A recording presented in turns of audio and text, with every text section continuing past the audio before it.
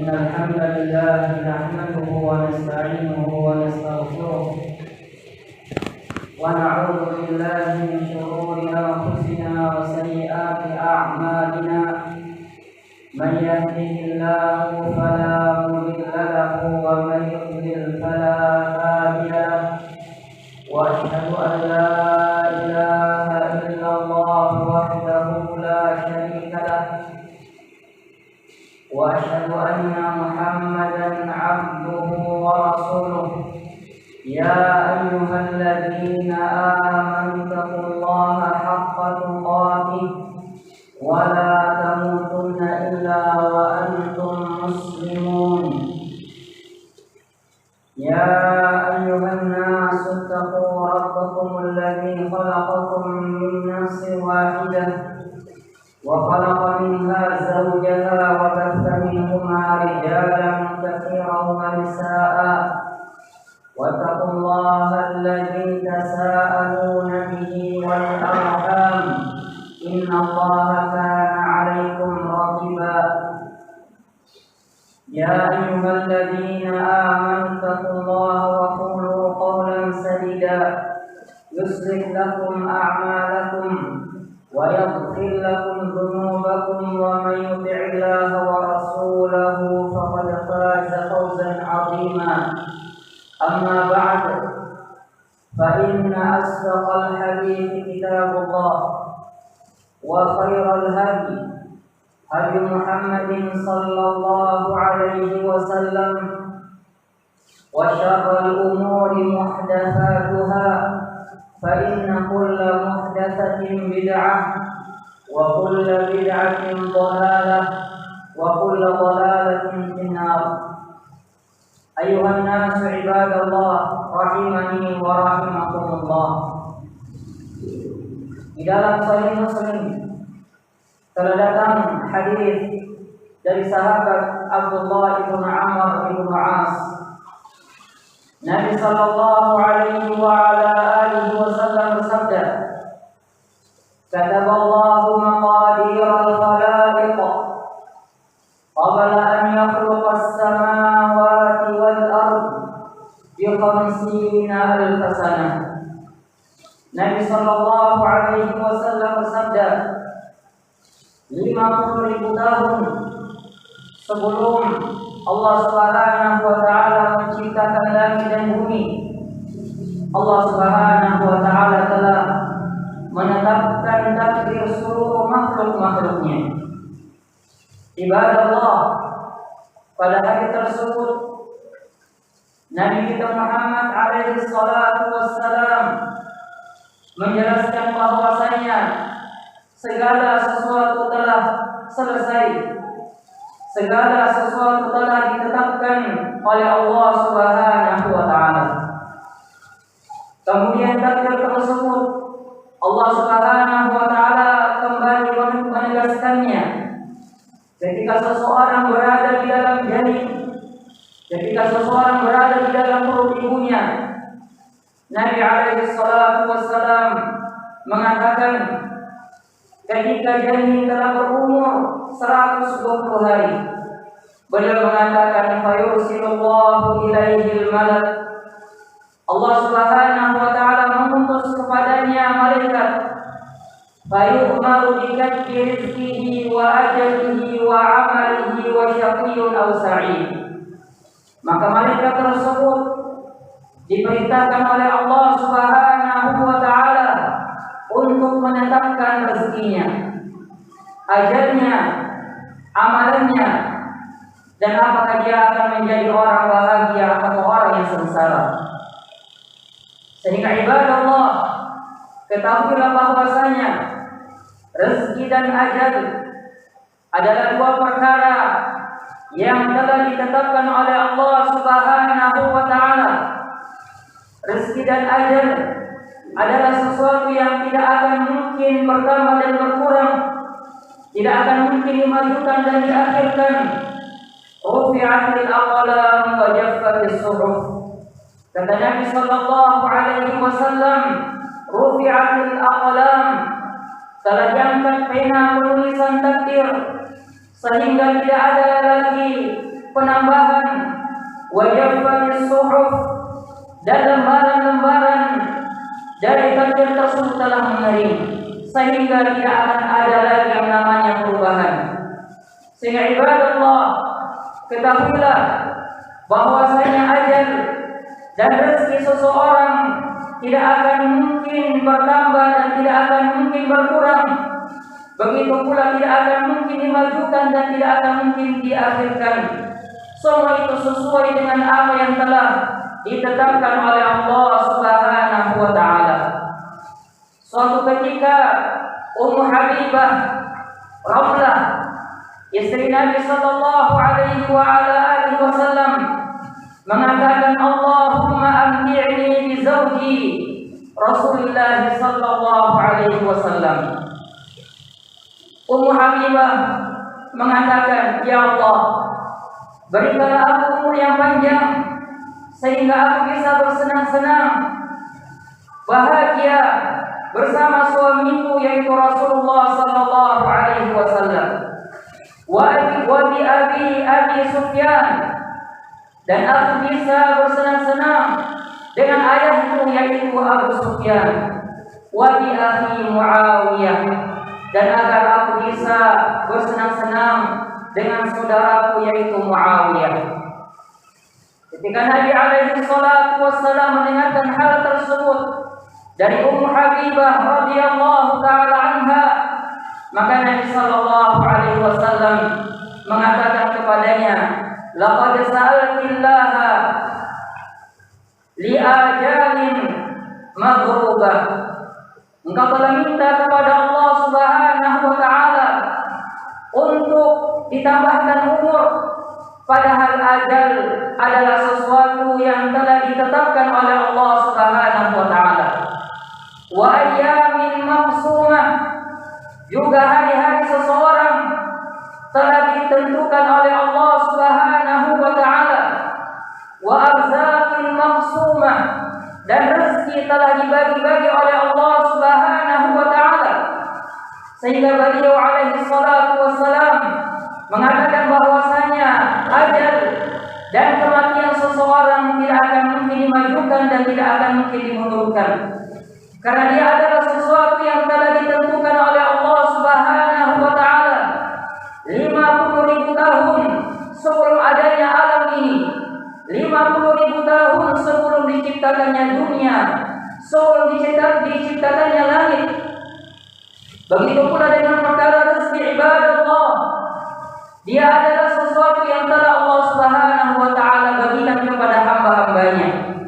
Oleh karena itu pada lanjutan hadis Nabi sallallahu alaihi wasallam mengatakan kepada Ummu Habibah radhiyallahu taala anha, beliau alaihi salatu wassalam mengatakan, walan yu'ajjila syai'an qabla hilli, dan tidak akan mungkin sesuatu itu terjadi sebelum waktunya. Walan yu'akhkhira syai'an an hilli, dan tidak akan mungkin diakhirkan sesuatu apabila telah datang waktunya. Ibadallah, Nabi alaihi salatu wassalam mengajarkan kepada istrinya Ummu Habibah radhiyallahu taala anha bahwasanya segala sesuatu tidak akan mungkin terjadi sebelum tiba waktunya. Begitu pula tidak akan diakhirkan sesuatu apabila sesuatu tersebut telah datang waktunya. Lalu Nabi alaihi salatu wassalam mengatakan kepada Ummu Habibah, "Lau kunti sa'altillaha an yu'idaki minan nar wa min 'adzabil qabr lakana khairan wa afdal." Dan seandainya engkau minta kepada Allah Subhanahu wa taala agar Allah Azza wa Jalla melindungimu, menjagamu dari azabul qabr, dari azab dan siksaan kuburan, begitu pula azab dari api neraka, lakana khairan wa afdal, maka tentu hal tersebut jauh lebih baik dan jauh lebih utama. Sehingga ibadallah, rezeki dan ajal tidak akan mungkin meleset dari seseorang, sebagaimana ajal tidak akan mungkin diakhirkan, tidak akan mungkin dimajukan. Maka demikian pula dengan rezeki seseorang tidak akan mungkin bertambah dan tidak akan mungkin berkurang sesuai dengan apa yang telah ditetapkan oleh Allah Subhanahu wa taala. Dalam satu hadis Nabi sallallahu alaihi wasallam mengatakan, "Inna ruhal qudus nafatha fi ru'i," bahwasanya Ruhul Qudus yaitu Jibril alaihi salam mewahyukan kepadaku, anna nafsan lam tamuta hatta tastakmila ajalaha, bahwasanya suatu jiwa tidak akan meninggal sampai tiba ajalnya, walan tastawqiba rizqaha, dan sampai habis rezeki yang telah ditetapkan oleh Allah Subhanahu wa taala.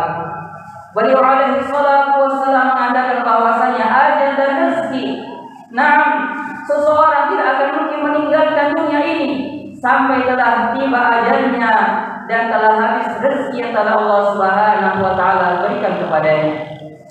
Lalu beliau alaihi salatu wassalam mengatakan, fa'ajmilu fit talab, maka hendaklah kalian mencari rezeki dengan cara yang baik. Apabila kita telah mengetahui bahwasanya rezeki adalah sesuatu yang telah ditetapkan oleh Allah Subhanahu wa taala, tidak akan mungkin bertambah dan tidak akan mungkin berkurang dari apa yang telah Allah Azza wa Jalla tetapkan di Lauhul Mahfuz, maka hendaklah seseorang mencari rezeki dengan cara yang halal, dengan cara yang diridhai oleh Allah Subhanahu wa taala. Karena ketahuilah ibadallah, walaupun seseorang berusaha, walaupun seseorang menempuh segala cara, apabila Allah Subhanahu wa taala tidak mentakdirkan hal tersebut, dan apabila hal tersebut bukan sesuatu yang telah dicatat untuknya, maka ketahuilah ibadallah, hal tersebut tidak akan mungkin sampai kepadamu. Sehingga Nabi alaihi salatu wassalam mengatakan di dalam lanjutan hadis tadi, wala yahmilanna ahadakum istibqa'ur rizqa an yakrubahu bi ma'siyatillah. Beliau alaihi salatu wassalam mengatakan, dan jangan sampai ketika seseorang merasakan sempit di dalam rezekinya, dia merasakan adanya penderitaan dan adanya kekurangan, jangan sampai semua itu membawa dia dan menyebabkan dia mencari rezeki dengan sesuatu yang diharamkan oleh Allah Subhanahu wa taala. Karena rezeki adalah sesuatu yang telah ditakdirkan. Rezeki adalah sesuatu yang telah ditetapkan oleh Allah Subhanahu wa taala. Lalu Nabi alaihi salatu wassalam mengatakan, fa inna Allah ta'ala la yunalu ma 'indahu illa bi ta'atihi. Karena sesungguhnya apa yang ada di sisi Allah Subhanahu wa taala, apa yang ada di sisi Allah Subhanahu wa taala berupa rezeki, berupa kebaikan dunia dan akhirat, tidak akan mungkin dicapai melainkan dengan ketaatan kepada Allah Subhanahu wa taala. Sehingga ibadallah rahimani wa rahimakumullah, apabila seseorang meyakini hal tersebut, maka seseorang akan tenang di dalam mencari rezeki. Begitu pula seseorang tidak takut di dalam ajal, karena semuanya adalah sesuatu yang telah ditakdirkan dan ditetapkan oleh Allah Subhanahu wa taala.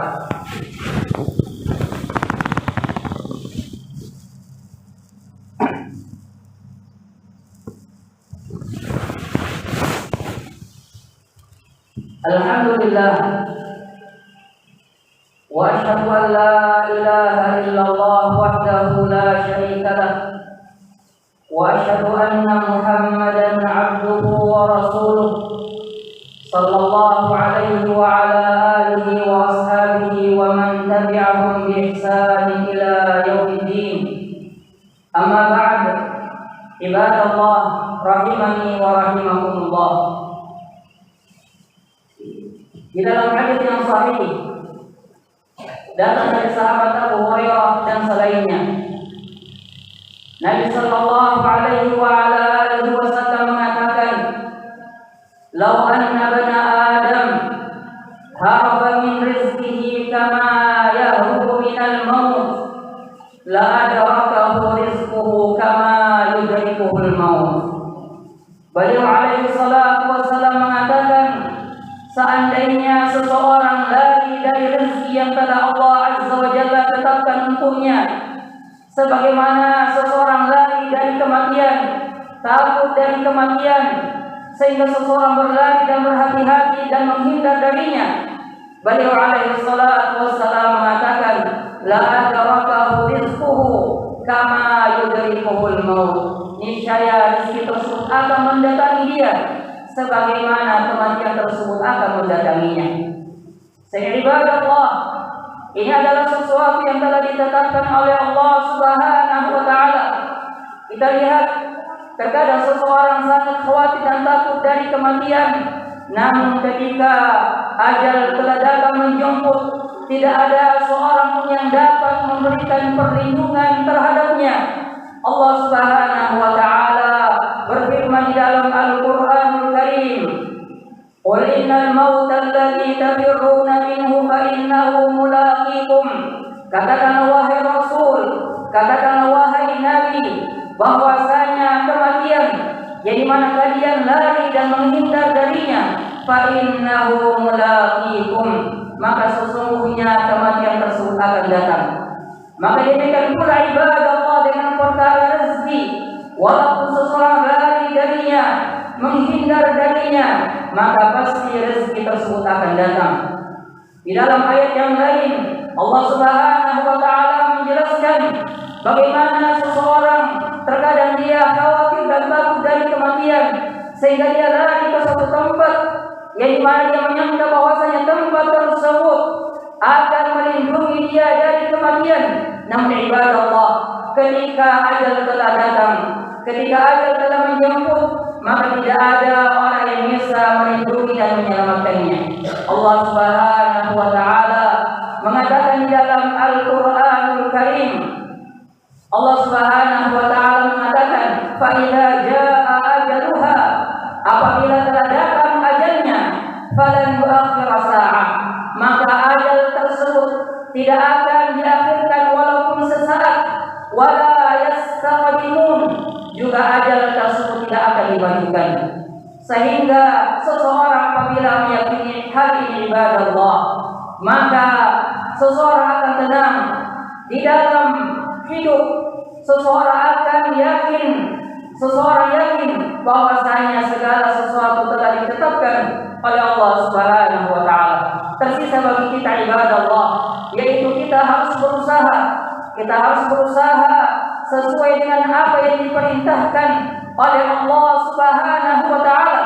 Namun ketika seseorang telah menempuh sebab, seseorang telah bekerja, seseorang telah menempuh sebab mencari rezeki, maka apa yang dia dapatkan itulah yang telah ditetapkan dan direzekikan oleh Allah Subhanahu wa taala.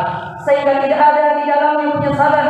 Seseorang tidak menyesal dan seseorang tidak memiliki ambisi, tidak memiliki semangat yang besar, ambisi yang besar untuk mendapatkan sesuatu yang tidak ditakdirkan oleh Allah Subhanahu wa taala.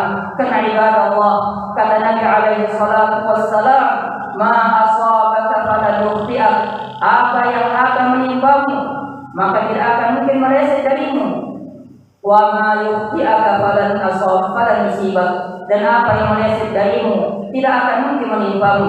Sehingga ibadah Allah, seseorang harus beriman terhadap takdir dan ketetapan Allah Subhanahu wa taala. Semoga apa yang kita dengarkan bisa bermanfaat. Asallallahu taala an yanfa'ana bima sami'na